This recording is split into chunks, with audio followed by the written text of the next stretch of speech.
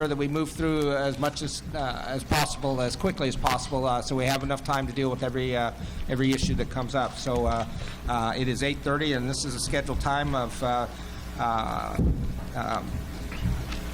the Wildlife Commission meeting for February 3rd and 4th, and I want to go ahead and call the meeting back to order. What's the word of it? Back to order. Okay, my procedural guy over here is always helping me.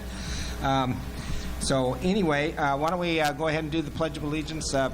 Commissioner Shrum will lead us.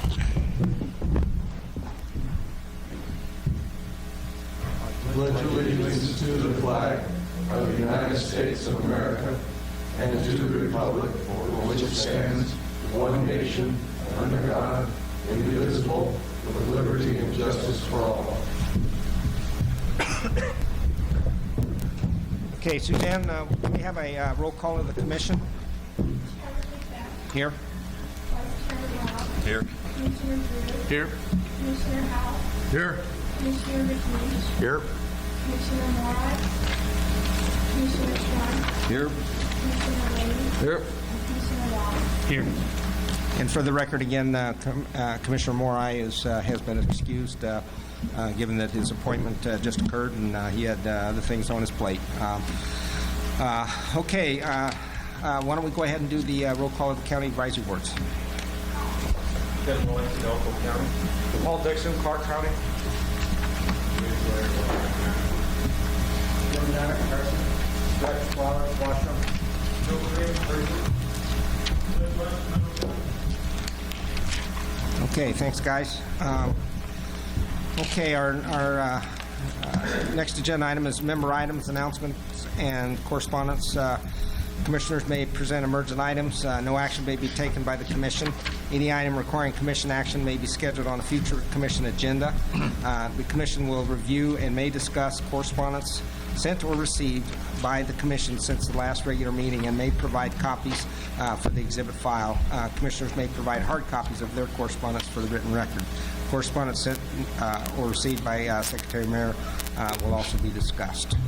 Okay, do we have any commissioners? Go ahead, Commissioner Howell. Thank you, Mr. Chairman.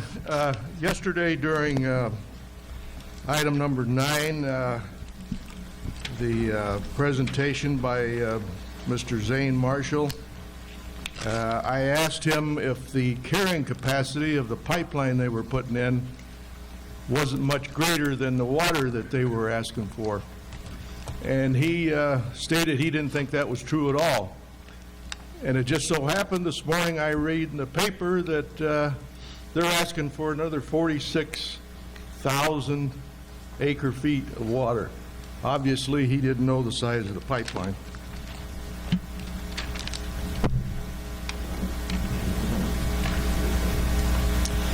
Okay. Any other Commissioner Drew? Yeah, just a couple of quick ones. I do have a letter that I'll read in when the appropriate agenda item comes up. But the other item I wanted to point out is that I think every county advisory board held a meeting this month, which is impressive. So congratulations to you guys and thanks for being involved. Okay. Any other commissioners? I've got a couple myself. Commissioner Shrum? Good morning. I have yesterday afternoon, I received an email from a Dr. Corey Bodley, I hope I'm pronouncing that right, from Logandale pertaining to the trapping regulations. I'd like to have this read into the record, please. Dear Commissioners, I am writing as a concerned citizen of the state of Nevada who lives in a rural area that stands to be affected by the proposed trapping regulations. I live in Logandale, Clark County, and have a son who is a licensed trapper. Many of the Boy Scouts that I lead participate in trapping. If the proposed regulation were to pass as proposed at 1,000 yards from any trail or road, it would effectively shut down the opportunity for these boys to trap. I am concerned that this is exactly what the opponents of trapping are trying to accomplish. I am a physician and am acutely aware, as I'm sure you are, that there is an epidemic of poor health habits in the U.S. currently by our youth. This is due in large part to the non-availability of good outdoor activities that keep youth engaged and interested. It is just so much easier to go to the TV and play video games.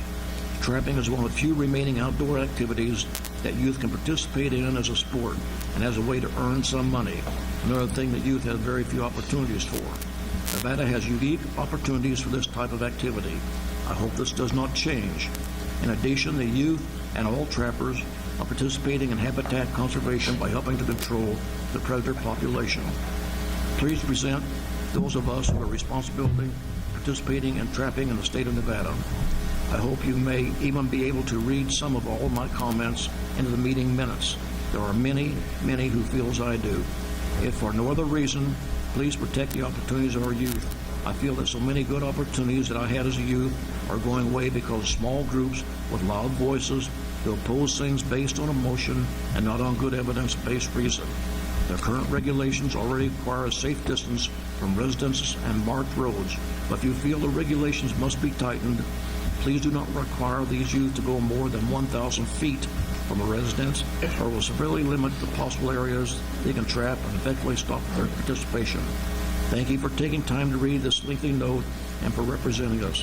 Very respectfully, Corey R. Bodley, M.D., Logandale, Nevada. Thank you. Okay. Thank you, Commissioner Strum. Anybody else? Commissioner Rain? Thank you. Just a couple things. One is on correspondence. I know that I did receive a bunch of stuff on Wednesday, and I was just kind of looking at my list out here. You know, there's quite a bit of that, and I know some of the stuff from the different cabs showed up on Wednesday, and a lot of that, if it shows up Wednesday, it's hard to review. So if anybody's here and wants to, go over those things, I would appreciate it. Stuff before that, I did get a good chance to go over and read pretty much in depth. And since today we are talking about the issues like the bear and whatnot, those are the issues. We did see a lot of previous correspondence, and I was reminded at previous meetings by other council that we need to make sure we acknowledge that, and we did indeed read a lot of those. There were some letters, they were many pages long, did manage to peruse all the way through those from several individuals, actually quite a few. And fortunately this time there was not a lot of the call it bulk mail that were all the same. Most of them were relatively unique letters, so it made it fairly easy to go through. That was most of it. That and one other thing. I know somebody I know even showed up once about always fiddling with their phone and probably reviewing the notes you sent me or letters you sent or something else on a little computer. One of those things. So thanks. Okay. I've got a couple things. In public comment yesterday, Jason, I can't remember his last name, just dropped off. Jason Peterson raised an issue with regard to military personnel and our 6-month residency requirement. And that was a little disturbing to me. What he said, and so I was wondering if the department could maybe comment on how we have presented that. One, is he correct? And two, what have we done to have that set forth in our hunt book and make it available? So everybody knows, because obviously what happened was that he must have come into the department office in Vegas and got some bad advice. And so anyway, I'd just kind of like to address that at this point. Maureen Hollinger, Nevada Department of Wildlife License Office. I believe yesterday Bob did talk to Mr. Peterson as to what occurred. I guess it was about 2 years ago. He did come into the Las Vegas office. He could not recall who he spoke to. It appears he did receive inaccurate advice because there is a waiver on the residency for non-resident active duty personnel that are stationed in Nevada, and their dependents can receive the resident licenses at the resident rate. So, and our staff in the Vegas office actually sees it more than most of our offices. So I was really stunned when he said that yesterday. Nellis and Creech are familiar with it because there is a waiver form that has to be signed by an officer, and that's turned in for the qualifications, and then they're good to go. So it's out there. We're just not sure who he spoke to 2 years ago. So it was unfortunate that he was poorly directed. When you open up the hunt book and it talks about licenses and resident and non-resident, is it set forth in there? is it apparent? And is it something that if a serviceman opens up, can he see it there? It's not listed in the application book. I don't know why we've never listed it there. But I think some of that is it's a non-resident with a resident requirement. It's confusing if you don't read it properly, but we can certainly put something in there in the future. And I can look at that. We're working on the app book right now, so. Yeah, I think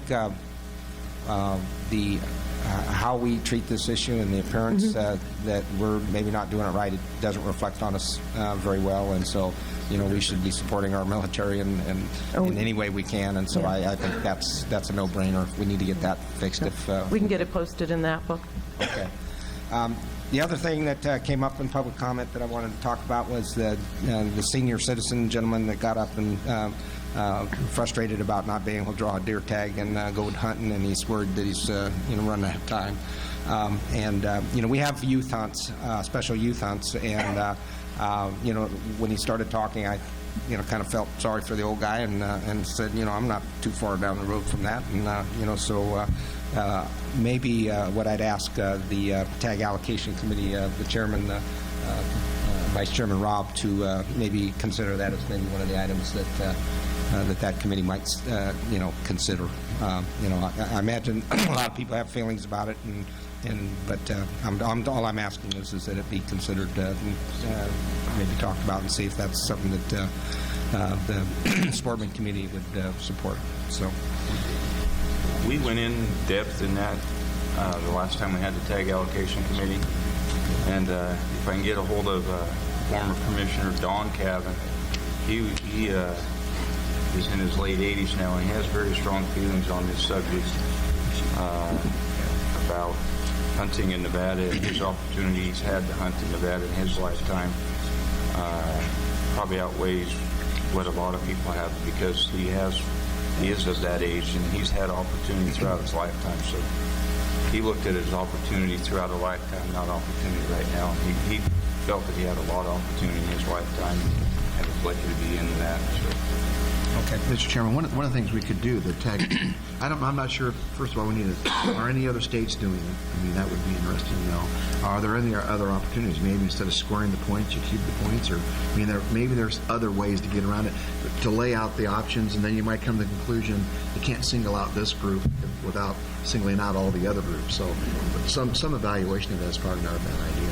Yeah, my recollection, look at some of the other states, is that I have seen, something, either lower prices or especially on licenses. I think we already have that, don't we? And yes. Certainly military, and then youth. And so those are the key groups, and then everybody else, The problem we have in Nevada, which is really unique to Nevada in many cases, is that we only have 15 to 18,000 deer tags. Compared to, one unit in California is more tags than we have in the entire state. So, you're going to have to take it from somewhere if you decide to do something special. So all those things need to be carefully thought about. Yeah, and I would imagine if Wildlife Administrative Services might be able to tell us how many, the age structure of the people that are applying and how many people are actually dealing with it. Don could, yes. Yeah. Okay, let's move on. Agenda item number 15, County Advisory Board's Managed Wildlife member items. CAB members may present emergent items. No action may be taken by the Commission. Any item requiring Commission action will be scheduled for a future Commission agenda. CABs, anybody? Come on up, Dr. Dixon. For the record, Paul Dixon, Clark County Wildlife Advisory Board. At our CAB meeting, a couple things were brought up that were non-agendized. I put them as action things in the front, but I thought I'd bring them up in public here today. One of those has to do with that NDOW has a calendar on their website. And we've talked about it the last couple of meetings, is it would be nice to have that calendar populated with when we're doing guzzler projects or when we're doing trap and transplant, where we need volunteers. There's a lot of people and organizations that would like to come out and help and volunteer their time, but they really don't know, and they find it hard to garner that information. So that would be one thing that I would suggest, that we have a calendar that we don't use a lot. Maybe we could have people become more active in using that over the next year and see if it really does lead to less questions and more volunteerism for you guys for the things you want to do. The other thing that was brought up by a former commissioner former counter advisory board member, was the fact that we have the Overton Interpretive Center that we worked down here in southern Nevada for a while with both the county commission as well as NDOW. And somewhere about the time of change in presidencies, economy downturn, and costs, that kind of went into a cold status. And I'd like to get working with some of the commissioners and NDOW as well as the county commissioners to see if we can't revitalize that as to something that doesn't have to be, a $5 million, building and stuff, but get something up there that both consumptive and non-consumptive users can utilize that adds to the experience of traveling to the Overton Wildlife Management Area. Thank you. Okay, thank you. Could we get that as an informational agenda item for March? Just to get an update of where we left off and where we at and what the issues are? Mr. Chairman. Patrick, go ahead. Patrick Cates for the record, if I may speak to the issue of the calendar. Conservation Education Division, who maintains our website, is currently working on a request for proposal to redesign our whole website. And one of the things that we're looking at is having a better calendar feature. But the whole website's going to be redesigned, and we'll make sure that stuff gets more prominent features and the way it's laid out. If I might begin, Paul Dixon. Patrick, one of the other things is that when you go mining in the system, and if you'd send out to the CAB chairman or something, maybe we'd get some advice back. But when you go mining, I had a lot of people ask me, where are the trapping committee minutes and stuff? Because when you go look at the commission, you see minutes and meetings at state, but you have to get down into committees. It's not obvious to people. There's no sort of a little site map that tells you got to drill to certain places to find things. And so if you don't intimately know your site, I'd spend a fair amount of time on the phone directing people where to go. And once they find it, they're happy and understand it, but it takes a while. Thank you. Yeah, that's precisely why we're looking at a redesign. It's got a lot of information, but it's really hard to find things. And Mr. Chairman, I could comment quickly on the Overton. We made a financial decision because it was well over $1 million to build that we did not have the dollars to put in Overton for that particular. We'd rather put habitat on the ground or purchase property. That was a decision, but we can roll that up and kind of walk you through what the estimates were. And maybe they're different now because of where the economy is, and those kinds of things. But it was Q1 money was running out, basically. Okay. Come on up, Ken. Thank you. Good morning. For the record, Ken Wellington, Elko County. I know that sage grouse is an informational item, and so I just wanted to let you know this was discussed at our Natural Resource and Elko Commission.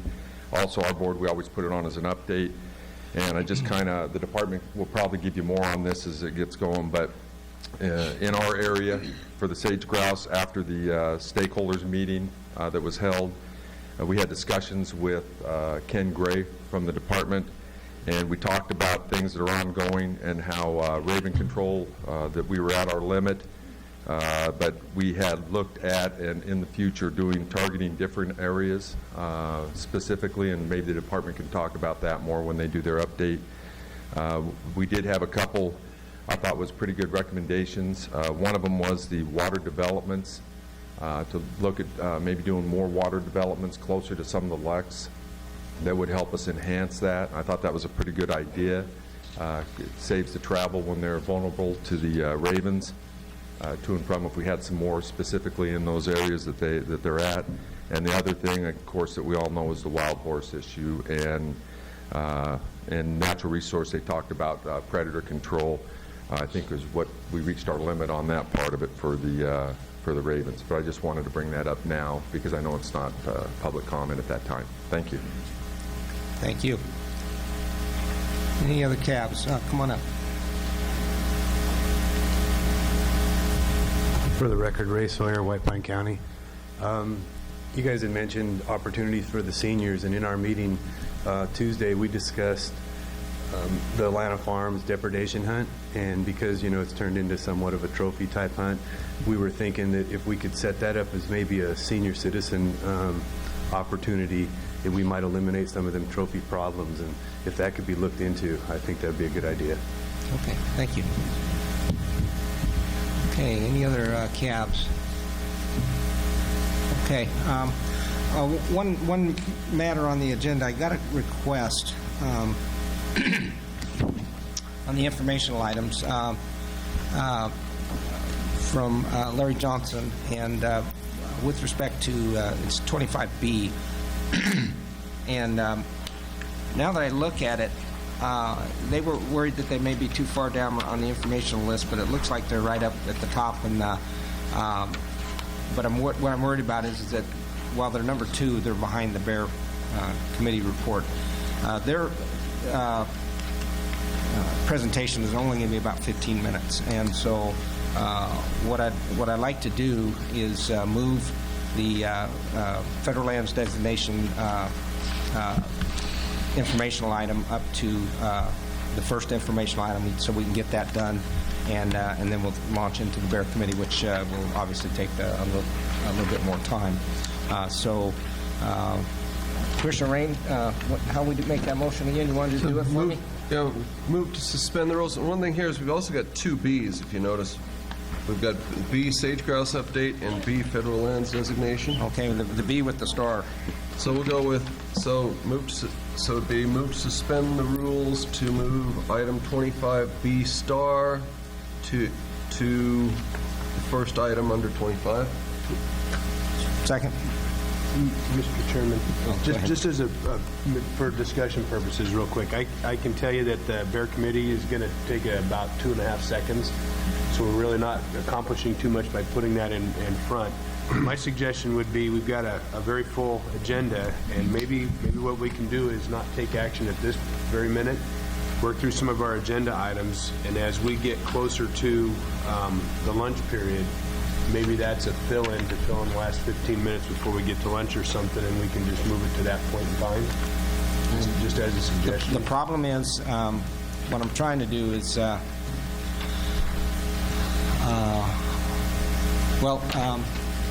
is the gentleman that is, Larry? Oh, yeah. Would you be available right before noon? Right before lunch? Okay. So maybe that is a good Just throwing out idea. an option, because when we get in front of the Bear Committee, we didn't have, I'm going to get into it, it's only going to take about 2 seconds. So. Okay. So I can get you to restate your motion, or withdraw it and restate it? Okay, withdraw, restate, move to suspend the rules to move item 25B star to the item immediately preceding lunch. Second. Okay. Any other discussion on that? If not, I have a motion and a second. All in favor, say aye. Aye. All opposed? Okay, that passes. Thank you very much. Okay, so right before lunch, Larry.